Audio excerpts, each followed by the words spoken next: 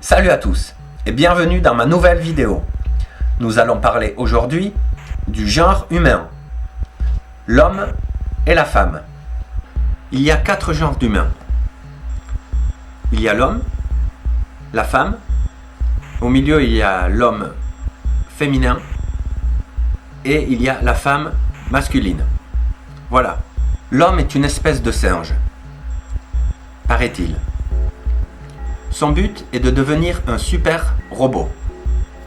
Blanc, noir, rouge, jaune. L'humain va fusionner en une seule couleur. Un jour, l'humain quittera la planète et devra coloniser une autre terre. Aimez-vous les uns les autres. Être seul ou être utile. Mieux vaut être mal accompagné que seul. Je sais pas. Le bonheur d'une femme et le bonheur d'un homme sont-ils liés? Par la reproduction? Partageons notre solitude. La relation humaine. En affaires, en amitié ou en amour, avec la famille, l'humain tout seul n'est rien. L'humain hasardeux doit être utile. Il doit rendre service, être bon dans quelque chose, le meilleur possible dans n'importe quoi. Au conditionnel, l'intérêt humain est soit harmonieux, soit il ne l'est pas. L'intérêt est soit utile, soit inutile, divertissant ou pas, par pitié, par sympathie, pour rendre service ou par obligation. L'intérêt doit être un devoir. L'intérêt humain est sans fin. Que serions-nous sans lui? Il y a ceux qui posent des questions, il y a ceux qui répondent aux questions, et il y a les autres. Nous sommes tous avides, des prostituées, hypnotisés, esclaves et addicts de nos conditions. Frustration ou satisfaction? Égalité des sexes? Match nul entre les chanceux et les non-chanceux? Égrégore du capitalisme. Les conditions de l'humain. S'aimer dans le bonheur ou pas. Conditions à remplir pour pouvoir avoir des plaisirs. Providence et fatalité. L'idée du bonheur. Le juste nécessaire. L'idée du bien. La volition.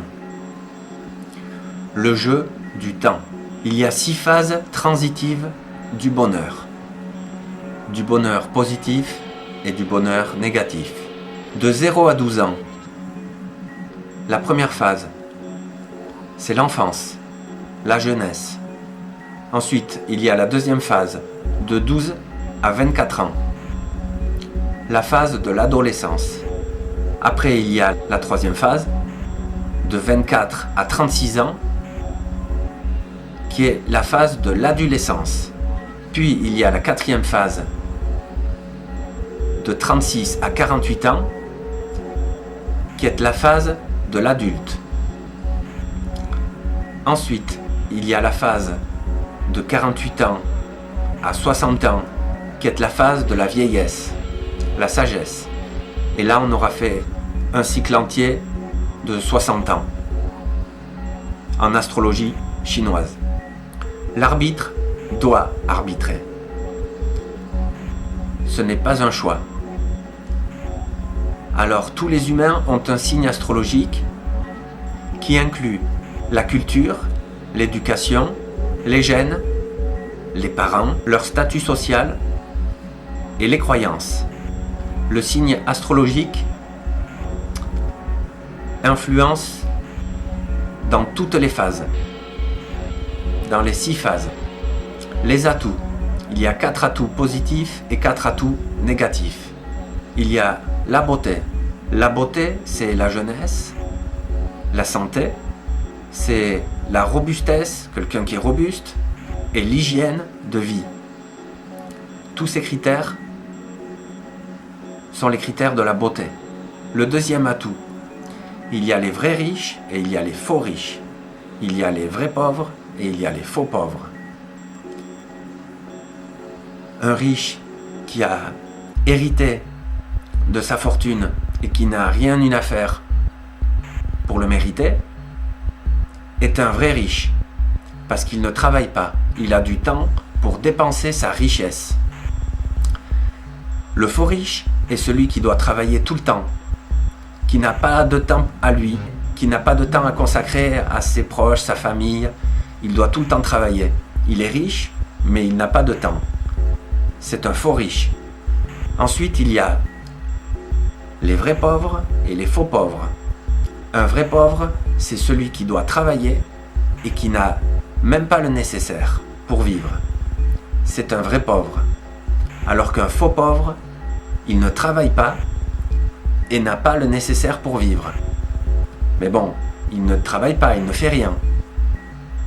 Voilà, c'est la différence entre les vrais pauvres et les faux pauvres. Voilà. En troisième atout, il y a l'intelligence. Nous sommes soit crétins, soit moins crétins.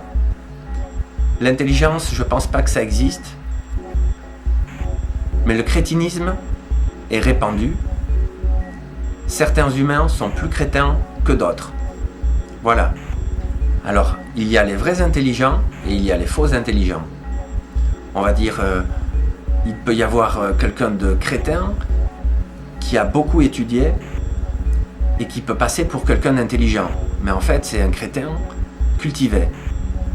Alors qu'il y a des gens qui ne sont pas du tout crétins, voire même intelligents, qui n'ont pas du tout étudié et qui passent pour des crétins. Mais en fait, ils sont très intelligents. Ils sont moins crétins que la majorité des humains. Pourrait-on classer les humains du plus crétin au moins crétin? Je ne sais pas. Ou du plus intelligent au moins intelligent? Je ne sais pas. L'intelligence a plein de degrés, plein de niveaux. Il n'y a pas qu'une sorte d'intelligence. Je suis bien conscient de ça. Mais bon, on parle là de l'intelligence, de la capacité à s'adapter, la capacité à comprendre, la capacité à agir, on va dire, dans les vertus. Voilà, c'est une intelligence déjà. Pour parler du quatrième atout, qui est la maîtrise des vertus et son enseignement. Parce que les vertus, ça s'enseigne petit, c'est un habitus, une empreinte. Celui qui n'a pas eu la chance d'avoir été élevé dans les vertus, plus tard aura du mal à s'équilibrer. Je pense que c'est jamais trop tard pour apprendre les vertus, mais il faut beaucoup de volonté, quoi. Ce que tout le monde n'a pas. Dans le quatrième atout, les vertus, ça correspond au gentil. Celui qui est gentil est vertueux, on va dire. Et celui qui est méchant est plus vicieux. Voilà. Les gentils sont spirituels, ils ont de l'humour et ils sont vertueux. Voilà. Alors ceux qui possèdent effectivement ces quatre atouts sont les dominants positifs, on va dire. Il y a ensuite les quatre atouts négatifs, on va dire, qui correspondent aux opposés, quoi. Les moches, les pauvres, les crétins et les méchants. Voilà. Alors c'est sûr, vaut mieux avoir le maximum d'atouts, quoi.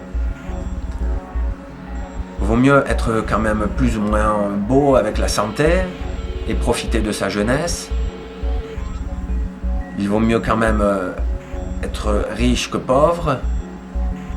Il vaut mieux être intelligent, c'est-à-dire pas trop crétin. Et il vaut mieux maîtriser les vertus, quoi. Plutôt que de succomber aux tentations de la vie de tous les jours. Effectivement, ce ne sont pas des... Rien n'est fixe. selon les phases, on peut être pauvre, un crétin moche de 0 à 12 ans ou jusqu'à 24 ans, et après dans la troisième phase être riche, devenir plus beau. Bon, c'est plus rare, mais bon, tout peut arriver. Ce qu'il faut savoir, c'est qu'il y a les puissances, la puissance positive et la puissance négative. Il faut développer nos sens, les 6 sens de la tentation et les 6 sens de la lumière. Nos sens sont très importants dans les relations de séduction ou de répulsion. Maîtriser nos sens est très important pour l'activation de nos neurotransmetteurs qui jouent un rôle très important dans les variations de nos émotions. L'habitus, l'exis, l'esprit empirique, la persévérance, garder l'énergie de la volonté, les émotions, calme, anticipation, acceptation, empathie. Nos émotions seront mises à l'épreuve dans les 6 phases de notre existence. Les 4 humeurs varient selon et toute notre vie. L'alimentaire et le sommeil, la connaissance, influencent les humeurs. L'épreuve, tentation libidinale, maîtrise des 8 péchés capitaux, les 4 irascibles et les 4 concupiscibles, maîtrise des 8 vertus catholiques, 4 vertus cardinales et 4 vertus théologales. Ne fais pas à autrui ce que tu ne veux pas qu'on te fasse. Ne fais pas à autrui ce que tu ne veux pas qu'on te fasse. Sublimation des désirs libidineux. Sublimation de l'énergie libidinale. La béatitude de l'être. Il faut faire attention, car l'humain se venge sur les plus faibles, sur les moins intelligents, les moins beaux, les moins riches, les moins vertueux, les moins dominants. L'humain est un marchand, un guerrier, un artiste, un paysan.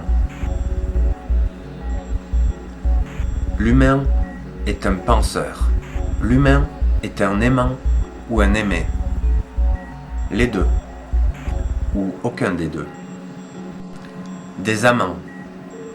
Il faut s'aimer en même temps. Amant, aimer et aimant. Quels sont les critères de la réussite du bonheur?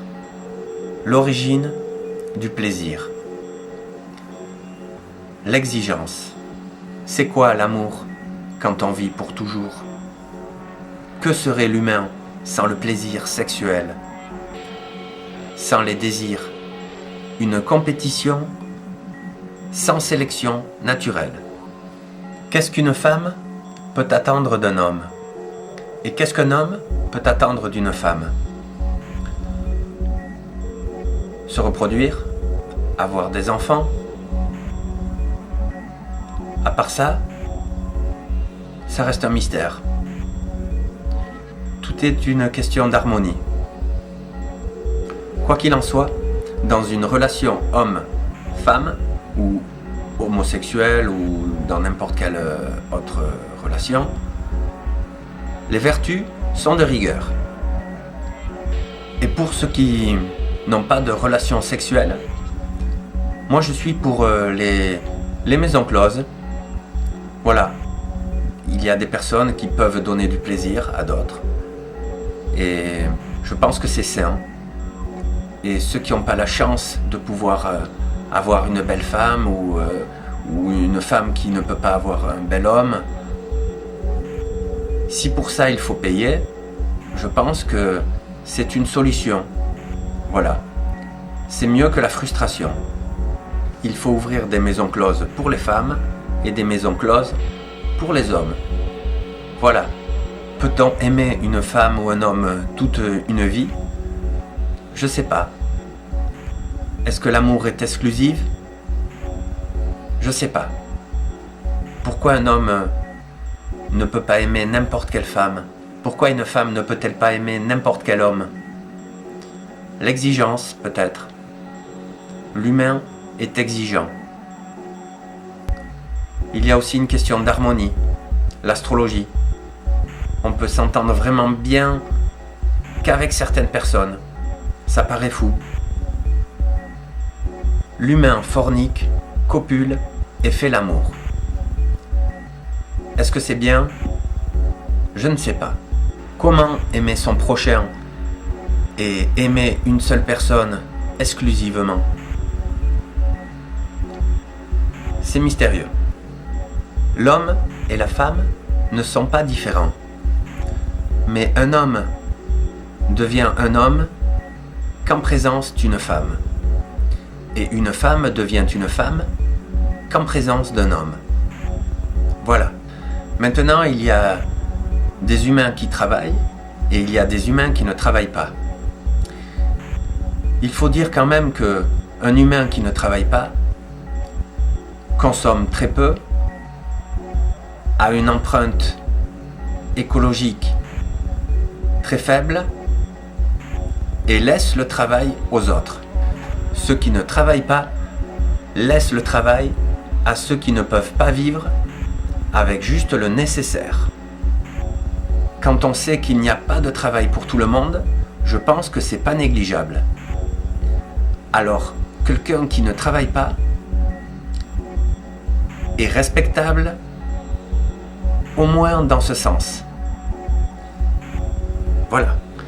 Alors, il est évident que une femme qui est, on va dire, pas belle, aura un rapport avec les hommes différent qu'une femme très belle.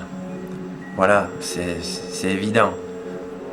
Comme un homme pauvre aura un rapport avec les femmes différent qu'un homme très très riche.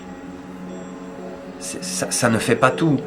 C'est un exemple, je ne cite qu'un atout. Mais voilà, quelqu'un par exemple de très vertueux aura un rapport différent avec les femmes ou avec les hommes. C'est normal. Ou quelqu'un de très intelligent, on va dire de pas crétin, aura un rapport avec les autres différent que quelqu'un qui est crétin. C'est évident. Voilà. Alors, il y a des femmes qui se font agresser par des hommes. C'est pas bien. Mais il ne faut pas oublier qu'il y a des hommes qui se font agresser par des hommes depuis toujours. Il n'y a pas un homme qui ne s'est pas fait agresser par un homme dans sa vie. Tous les hommes, moi-même, tout le monde s'est fait agresser par un autre homme. C'est comme ça. Alors qu'il y ait des femmes qui se font agresser par des hommes, c'est pas bien. Mais c'est comme ça depuis toujours. J'ai l'impression qu'on découvre quelque chose. Il y a tout le temps eu des agresseurs, des hommes qui agressent. Et il y a aussi des femmes qui agressent. C'est plus rare, quoi. Les prisons sont plus remplies d'hommes que de femmes. C'est quand même comme ça, quoi. C'est rare de voir une femme cambrioler une banque ou une bijouterie pour un homme. Voilà, c'est plus les hommes qui vont vouloir avoir de l'argent pour une femme, pour des femmes. Mais une femme va pas travailler et gagner de l'argent pour un homme. C'est plus rare. Peut-être que ça viendra. En fait, l'homme souffre des hommes et des femmes depuis des milliers d'années. C'est comme ça. Voilà. Les femmes souffrent des hommes, mais l'homme lui-même souffre des hommes et des femmes. C'est comme ça, c'est injuste depuis la nuit des temps. Je pense pas que les femmes sont restées à ce point dans leur cuisine enfermées pour qu'elles ne se rendent pas compte que le monde du travail était injuste, que les hommes sont injustes. Ils n'usent pas du tout des vertus dans le milieu du travail. Voilà. Peut-être que les maris ne le disent pas à la maison, ou je sais pas, peut-être par fierté, ils ne racontaient pas que que c'était vraiment injuste la vie, et peut-être que maintenant que les femmes travaillent ou veulent travailler comme les hommes, elles s'aperçoivent que il y a des inégalités, c'est vrai, mais c'est comme ça depuis toujours. C'est bien si ça change, et un jour ça changera, mais c'est long, c'est très long à faire évoluer les mentalités et à surtout maîtriser les vertus. En tout cas, les femmes se rendent compte que l'homme fait n'importe quoi sur cette planète, et c'est très bien. Et j'espère qu'elles vont nous aider à nous en sortir et à faire un monde meilleur. Est-ce que l'homme et la femme se battent pour la même cause? Je ne sais pas. Sur Terre, certains hommes auront une place de roi et d'autres d'esclaves. Certaines femmes auront une place de reine et d'autres une place d'esclave. C'est comme ça. Voilà. Providence, fatalité. Nul n'y peut rien. Nul n'y peut rien. La femme ne doit pas être l'égale de l'homme, mais bien meilleure que lui. Est-ce que les femmes ont une vie plus dure que les hommes? Les femmes pensent peut-être que les hommes ont une vie plus facile. En tout cas, c'est pas mesurable. Quoi qu'il en soit, il meurt plus d'hommes que de femmes. Il naît plus d'hommes que de femmes, mais comme ils meurent plus jeunes, les hommes, au final, il y a plus de femmes de 50 ans que d'hommes de 50 ans. La femme a joué son rôle en laissant l'homme faire n'importe quoi. 1686 milliards de dollars tous les ans pour l'armement, pour la guerre. Tous les ans. C'est le budget mondial. Bon, ce qui est dit. Vous vous rendez compte? 1686 milliards de dollars tous les ans. Pour l'armement, pour des bombes, des munitions, des fusils, des avions de guerre. C'est la folie. Il est grand temps que ça change. Alors l'homme, le vrai, c'est celui qui maîtrise les 8 vertus catholiques et les 8 péchés capitaux. La femme, la vraie, c'est celle qui va maîtriser les 8 vertus catholiques et les 8 péchés capitaux. Voilà. Et les autres, ben tant pis. Vengeance. Nous sommes dans une société qui se venge. Quand on ne maîtrise pas les vertus catholiques, quand on abuse dans les péchés capitaux, quand on n'est pas assez intelligent, voire trop crétin, notre système se venge en mettant les humains en prison, en les condamnant. Je pense que c'est absurde comme comportement, mais ça demande à évoluer et ça évoluera. Voilà. Vous préféreriez quoi, vous? Vivre 60 ans, riche, avec le nécessaire, plus tout le reste, tout ce que vous pouvez imaginer, ou alors vivre 120 ans, pauvre, et juste avec le nécessaire? Voilà. C'est une question intéressante. Alors l'humain descend des singes. C'est une espèce de singe, de la même race que lui.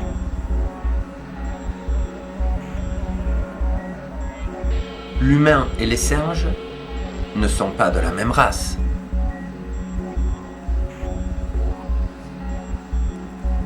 Non, les races n'existent pas. Bon. C'est quoi un chien? Un chien, c'est un loup. Voilà. Est-ce qu'il y a plusieurs races de loups? Non. Il n'y a pas de race, ni de chien, ni de loup. Il y a des espèces. Voilà. L'humain est une espèce de singe. mais pas de la même race que lui. Voilà. Si on vous donnait la possibilité de choisir, vivre 100 ans, mais 50 ans, vous les vivez pauvres, avec juste le nécessaire, et 50 ans, vous les vivez riches, avec tout ce que vous voulez. Vous préféreriez commencer avec quoi? 50 ans de votre vie, le début de votre vie pauvre ou riche? 50 dernières années de votre vie, vous préféreriez les vivre riches ou pauvres? Voilà, c'est une question aussi intéressante.